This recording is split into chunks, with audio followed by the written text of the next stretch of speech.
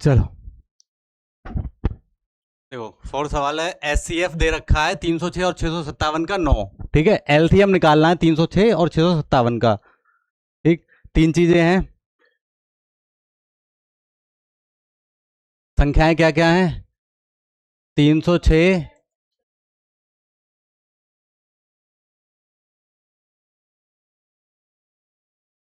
और 657।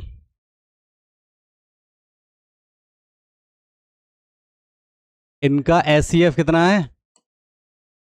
9। और एलसीएम निकालना है। ठीक है, अब याद करो, एक सूत्र लिखवाया था जिसमें चारों चीजें हो हमारे पास। दो संख्याओं का गुणनफल बराबर लासा गुणा मासा। दो संख्याओं का गुणनफल बराबर लासा यानी एलसीएम और मासा एचसीएफ। ठीक है, दो संख्याएं दे रखी हैं 306 गुणा 657 और इधर लासा निकालना है। मासा दे रखा है 9। ठीक है, अब इस 9 को इधर ले आएंगे और गुणा में है तो इधर आएगा तो भाग में हो जाएगा, उल्टा होता है। ठीक है, गुणा का उल्टा भाग। एलसीएम को इधर ही रखेंगे क्योंकि ये निकालना है। 9 को इधर ले आएंगे तो ये हो जाएगा 306 गुणा 657 बटे 9 बराबर एलसीएम। इस 9 से कट जाएगा ये। मास आए तो दोनों ही कट जाएंगे, कोई सा काट दो, ये वाला काट देना। देखो 9 तो ये 27, कितने बचे? 30 में से 27 कट गए, 3 बचे, इधर हो गए 36। 9 चौक 36, 657। तो लिख लो अब एलसीएम बराबर 34 गुणा 657। अब इनकी गुणा करके जो आंसर आएगा वो हो गया लासा। गुणा निकालो अब। बहुत सरल था। अच्छा, गुणा करके देख ली क्या पहले ही? अच्छा, पहले कर लिया तुम लोगों ने ये? कर चुके हो क्या पहले? अच्छा, चलो बता दो गुणा, तुम लिख दे रहे हैं 22। ठीक है,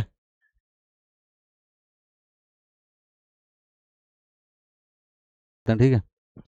देखो, जांच कीजिए क्या किसी प्राकृतिक संख्या n के लिए संख्या 6 की घात n अंक 0 पर समाप्त हो सकता है?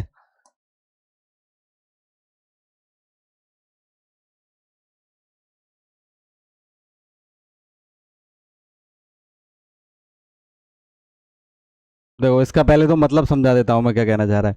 ये कह रहा है कि एक नंबर है 6 जिसकी घात है n। ठीक है, n की जगह तुम क्या रख सकते हो? 1 2 3 4 5, जितने चाहो उतने नंबर रख लो। ठीक है, मान लो n की जगह 1 रख लिया, मतलब इसका मतलब 6 हुआ। n की घात 2 कर दी, 6 गुणा 6 हुआ। n की घात 3 कर दी। ठीक है, ये उतारना नहीं है।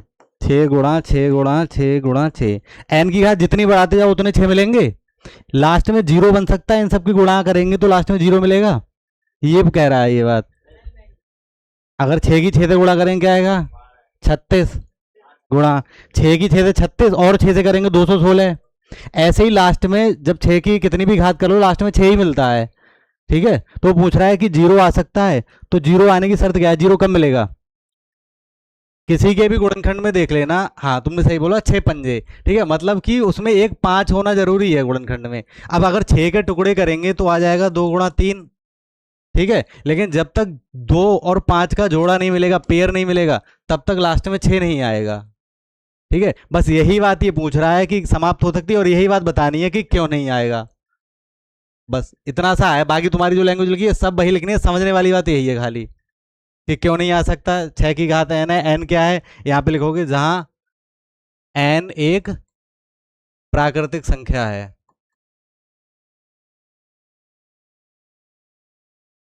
प्राकृतिक संख्या कौन सी होती है?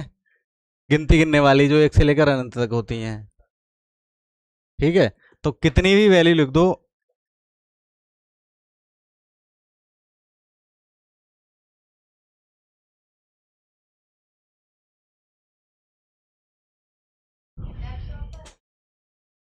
खोलो, रुको एक सेकंड, अभी खोलो खोलो। ठीक है, तो लिखो, देखो, 6 की पावर n, 6 के टुकड़े करेंगे, इधर देख लो, 2 गुणा 3, 3 की घात n। ठीक है, अब 2 की घात n हो जाएगा और 3 की घात n हो जाएगा। ठीक है, लेकिन इसमें कमी किसकी है? जीरो होने के लिए 5 की। ठीक है, तो अतः 6 के गुणनखंड में एक भी गुणनखंड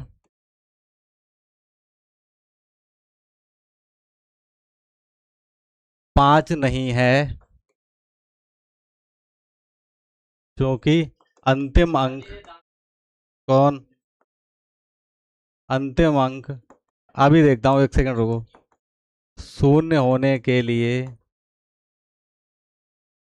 इसमें, हाँ, एक गुणनखंड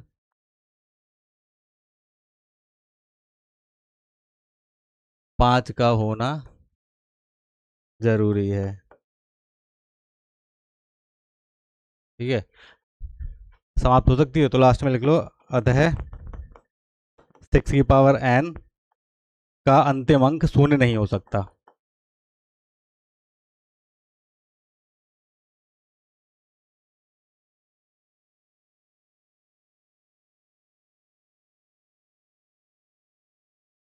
ठीक है, नोट करो। अब तुम्हारे जो स्कूल में है, हो सकता है लैंग्वेज अलग हो।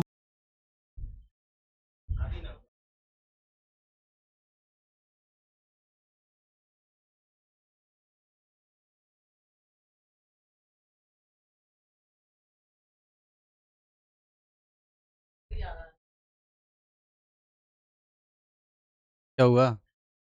ना तो ऐसा बताओ कि हम भी ऐसे अकेले अकेले मत हंसो, है ना? है?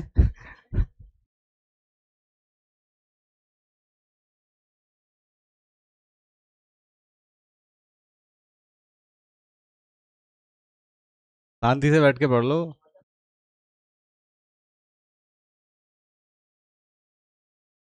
चलो,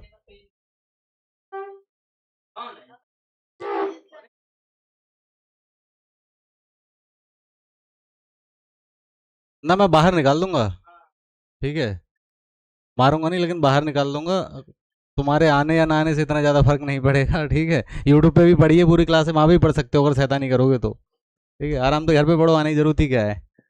देखो, अगला सवाल है, व्याख्या कीजिए 7 गुणा 11 गुणा 13 प्लस 13, और दूसरा नंबर ऐसी दे रखा है, भाज्य संख्याएं क्यों हैं। अब भाज्य संख्याएं क्यों होती हैं, तुम लोगों को तो बताया था, अभाज्य क्यों होती है और भाज्य क्यों होती है बता दो, वही कारण इसमें लिखना है सिर्फ। अभाज्य संख्याएं वो जो किसी के पहाड़े में नहीं आएंगी, जिनके गुणनखंड कितने होंगे? दो, एक, या फिर खुद। ठीक है, और भाज्य कौन सी होंगी? जिनके दो से ज्यादा गुणनखंड होंगे। तो बस यही चेक करना है इसमें।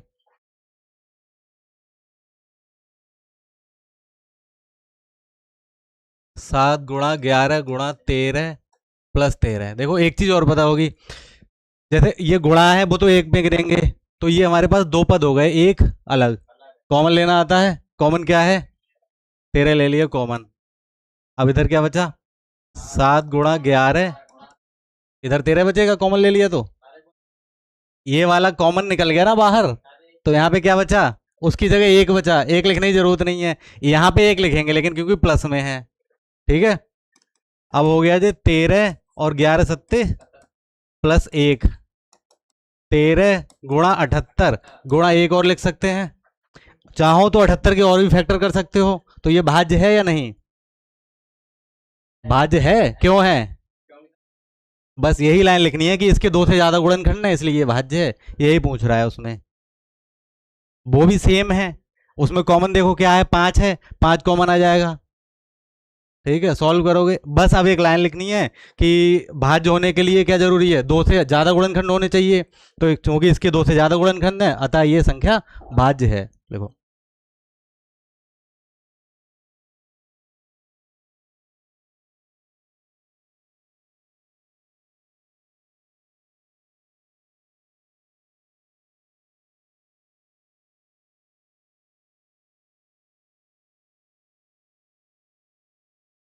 चलो नोट करते रहो साथ में, फिर बाद में टाइम लगाओगे। भाज्य होने के लिए दो से अधिक गुणनखंड होना आवश्यक है, और 7 × 11 × 13 +13 के दो से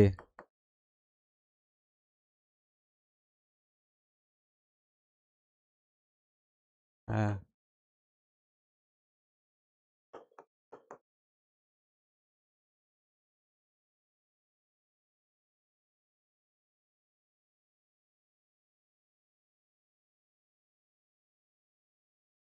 ठीक है।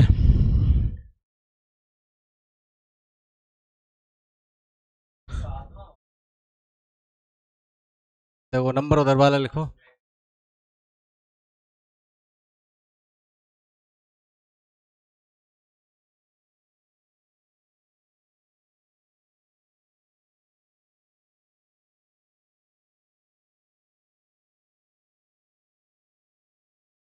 देखो इसमें 5 कॉमन आ जाएगा, तो क्या 7 × 4 × 3 × 2 × 1 + 1।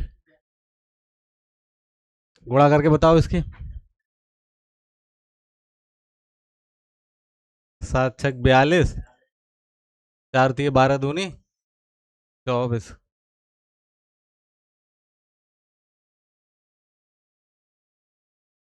बताओ।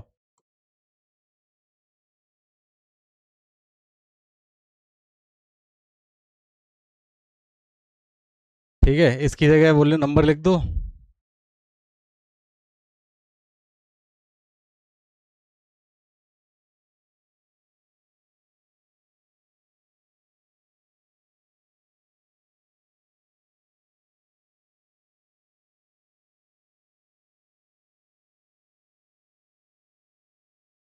ठीक है,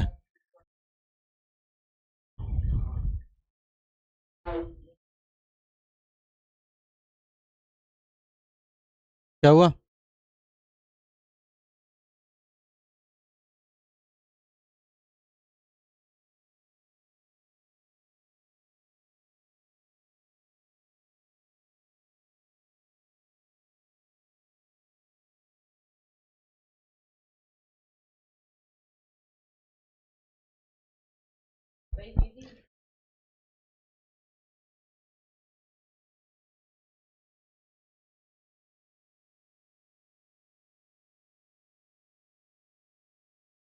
ठीक है, एस के का फील्ड देखा है? एस के का है गांधी ग्राउंड पे, ऐसे ही है गोल हाँ, देखा है? तो फिर ऐसे एक दौड़ने का रास्ता है उसमें। ठीक है, तो ऐसे मान लो यहाँ से दो लोग हैं, ये कौन कौन है, क्या नाम है, एक सोनिया दूसरा रवि। सोनिया को लग रहा है टाइम कितना, एक चक्कर लगाने में 18 मिनट। ठीक है, और रवि को लग रहा है 12 मिनट। तो ये चीज तो तुमने वैसे भी देखी होगी, जो तेज दौड़ रहा है वो धीरे वाले का एक चक्कर पूरा होगा, तब तक उसका आधा और ज्यादा, अगर ज्यादा तेज है तो दो कर लेगा पूरे। ठीक है, तो ये कह रहा है कि दोनों अगर सेम टाइम पे यहाँ से स्टार्ट किया है इन्होंने, ठीक है, सोनिया को 18 मिनट लगे, रवि को 12, तो यहाँ से जब एक साथ शुरू कर दिया तो दोबारा इस पॉइंट पे कब मिलेंगे। तो इस तरह के सवालों में लासा निकालना होता है। ठीक है, बस निकालो। इतना सही आंसर है, एक लाइन लिखनी है कि सोनिया को एक चक्कर लगाने में लगा समय बराबर 18 मिनट। हाँ बस, लिखने का ये रहेगा।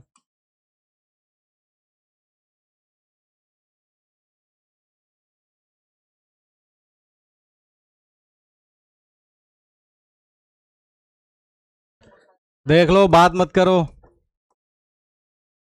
ठीक है,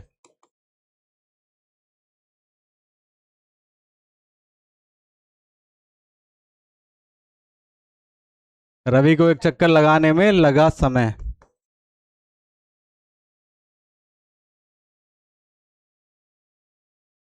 एलसीएम निकाल लोगे? चलो देखो। हाँ, तो 18 और 12 का एलसीएम निकालना है। करो, चलो देख लो इधर, कोई बात नहीं। 18 कितने से काटें अब? 12 के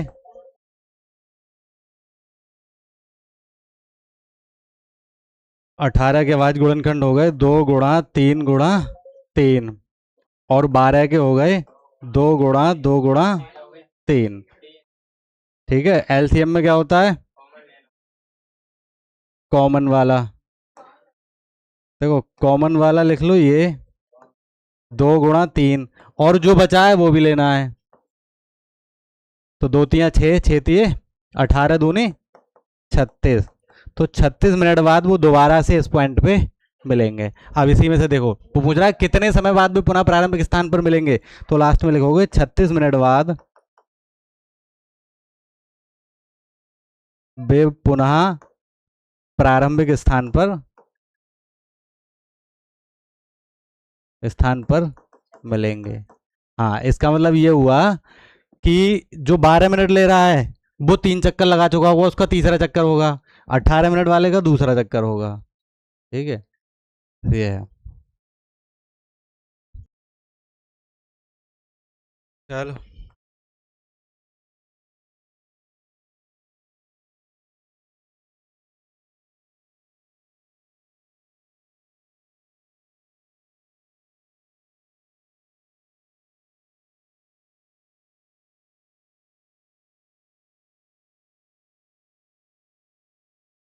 देखो अब इसके बाद मिलेगा तुम्हें होमवर्क। एक से ऐसे मैं एक्सरसाइज निकालू अगली बुक में, सारे सवाल एक जैसे ही हैं।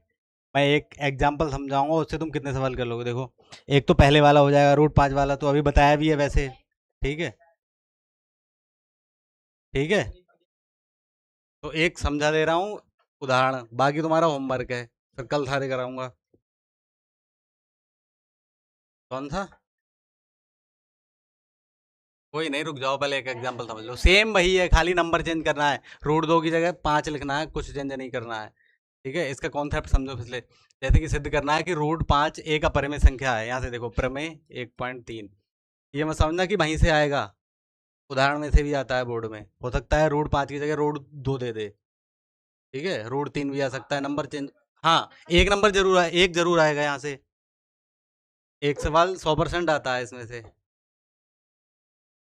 ठीक है, तो देखो, जैसे सिद्ध करना है तो इसका उल्टा लेंगे। सिद्ध क्या करवा रहा है कि अपरिमेय संख्या है, तो मानेंगे क्या कि हम मान लिया रूट 2 एक परिमेय संख्या है, तो लिखेंगे माना रूट 2 एक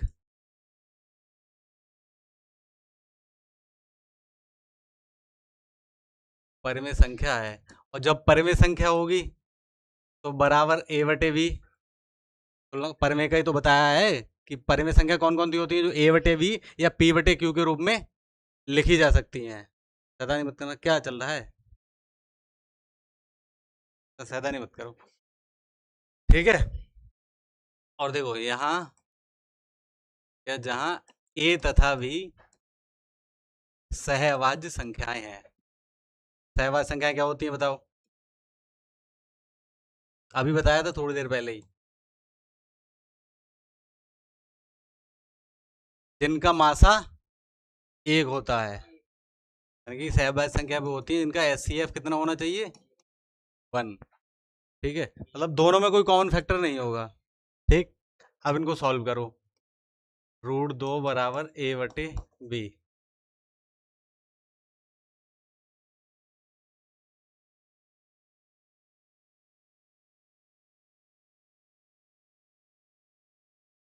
ये क्या आ गया, इसमें तो पेन भी चेंज नहीं होगा।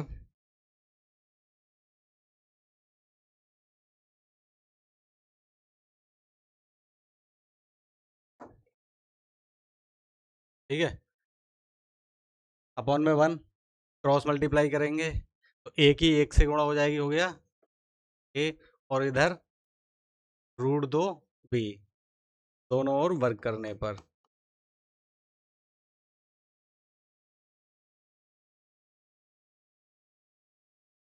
ठीक है, इधर वर्क करोगे तो हो जाएगा A² और रूट 2 B का होल स्क्वायर।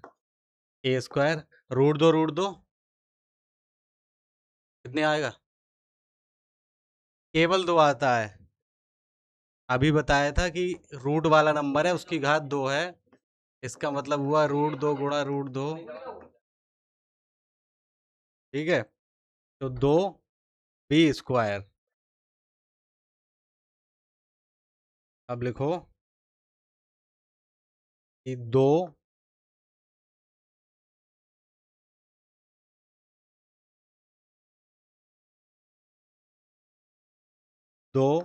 ए स्क्वायर को विभाजित करता है।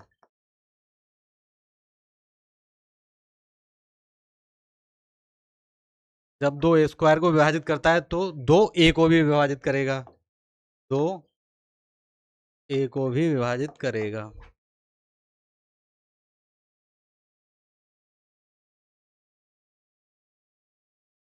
नोट कर लो इतना, उसके बाद नहीं आधा।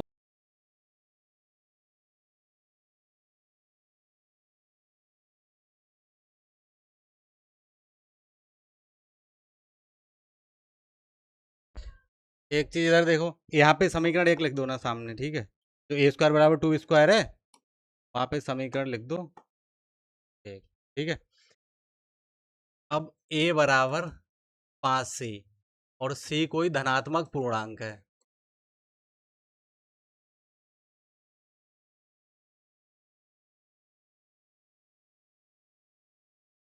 धनात्मक पूर्णांक का मतलब होता है प्लस वाली संख्या, ठीक है। तो इसका दोनों ओर वर्ग करेंगे, फिर से दोनों ओर वर्ग करने पर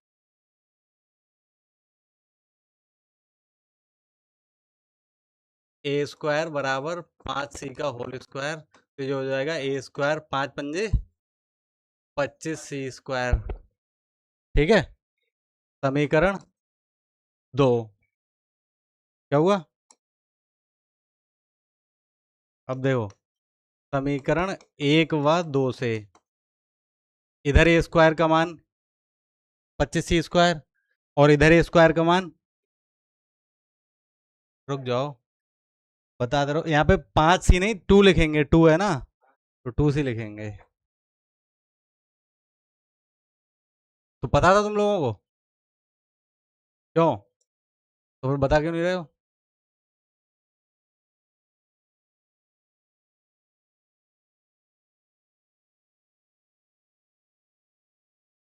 ये तो याद दिलवा दिया करो अगर कुछ गलत लिख लिया है तो ये हो जाएगा 2c का होल स्क्वायर और 4c स्क्वायर, ठीक है।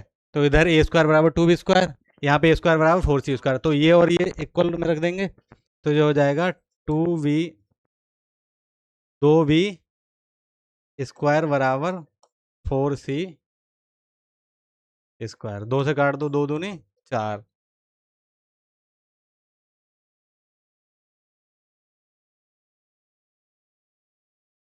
घटाने पर नहीं, अभी देखो बी स्क्वायर बराबर 2c स्क्वायर।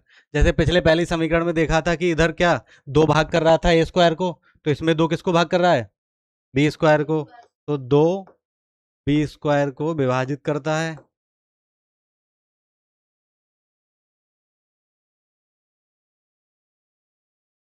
जब दो बी स्क्वायर को विभाजित करेगा तो दो बी को भी विभाजित करेगा,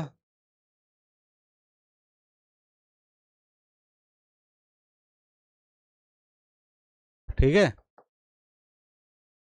अब एक चीज ध्यान देखनी है, समीकरण एक तुम्हारी उसमें लिखी है, इसमें नहीं है। समीकरण 1 और 2 से देखो कि जो 2 है वो ए और बी दोनों को विभाजित कर रहा है। पिछली वाली में लाइन लिखी है मैंने कि 2 ए को विभाजित कर रहा है, पिछली वाली समीकरण में। यहाँ पे है 2 बी को विभाजित कर रहा है, तो लिखो अतः 2 ए तथा बी दोनों को विभाजित कर रहा है।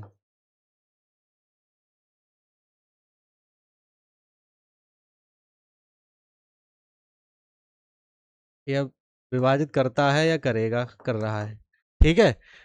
समझना यह है कि मैंने जब लिखा था कि 2 बराबर √2 बराबर ए बटे बी, और लिखा था ए और बी कैसी संख्याएं हैं?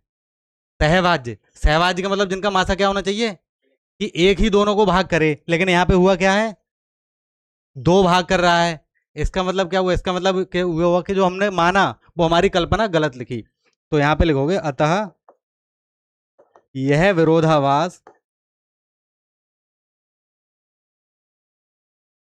हमारी गलत कल्पना के कारण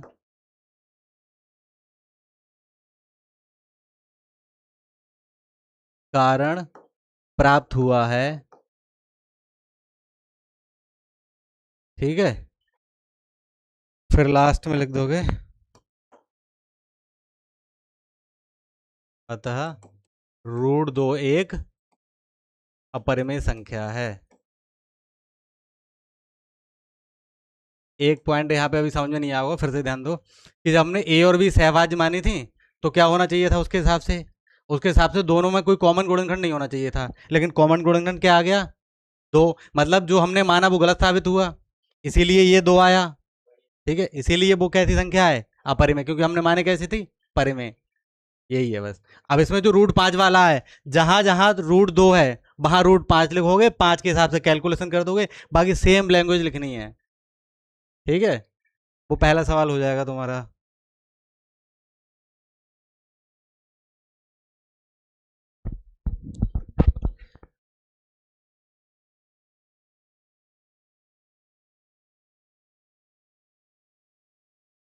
देखो,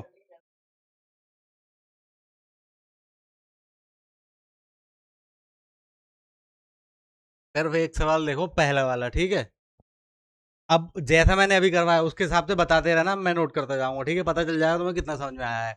यहाँ पे क्या करना है? √5 है। ठीक है, नमस्ते।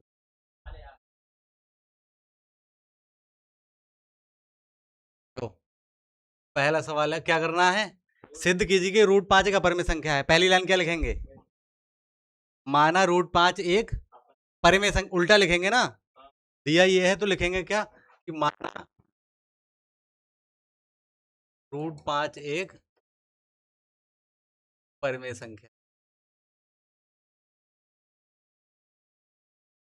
हाँ, वैसे ही बताते जाओ, सेम ऐसे ही याद हो जाएंगे तुमको फिर ये।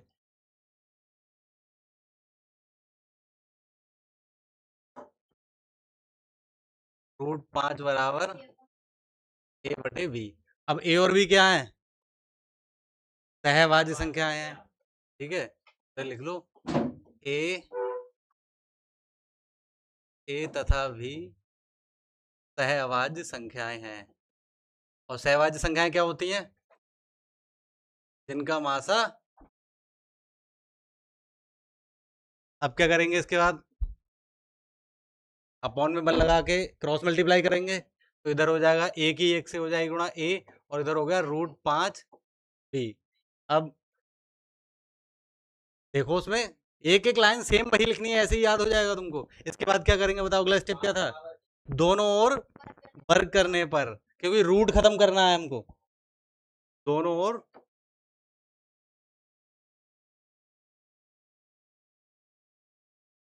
वर्ग करने पर, तो जो हो गया a⁻2 और √5 b² हो जाएगा a²। अब √5 कितना हो गया? 5 b²। ठीक है, समीकरण एक। अब यहाँ से क्या चीज देखनी है कि ये वाला 5 अगर a का गुणनखंड है ये, तो देखो b भी इसको डिवाइड करेगा और 5 भी करेगा, लेकिन हमको क्या देखना है? 5। तो क्या लिखना है कि 5 a² को विभाजित करता है। दूसरी लाइन क्या लिखेंगे? जब 5 a² को विभाजित करेगा तो 5 a को भी विभाजित करेगा, तो 5 a को भी विभाजित करेगा। क्लियर?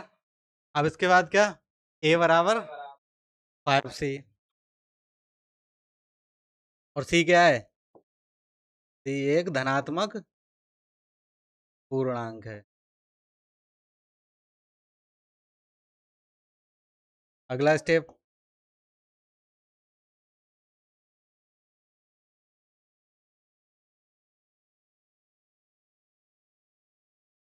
दोनों ओर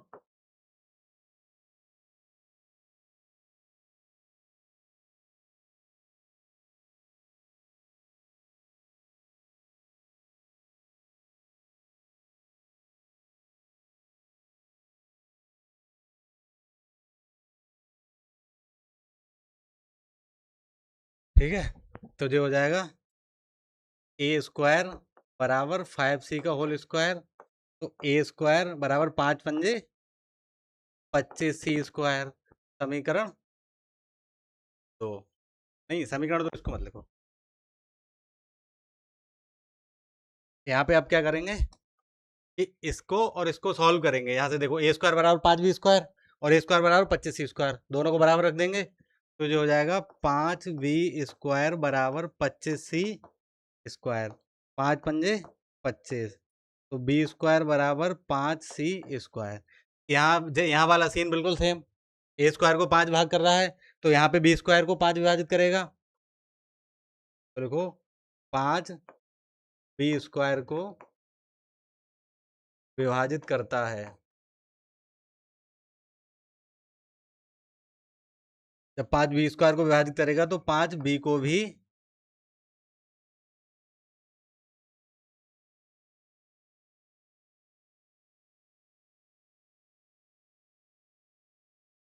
विभाजित करेगा।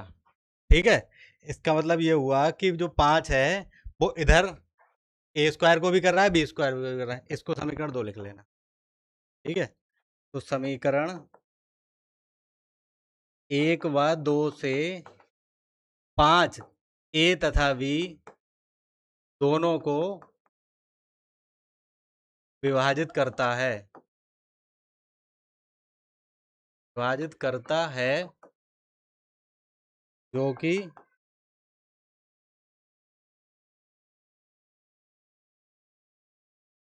विभाजित करता है। यह विरोधाभास हमारी गलत कल्पना के कारण, वो सेम लाइन सब में लिखते रहना। ठीक है, हमारी गलत कल्पना के कारण प्राप्त हुआ है, अतः √5 एक अपरिमेय संख्या।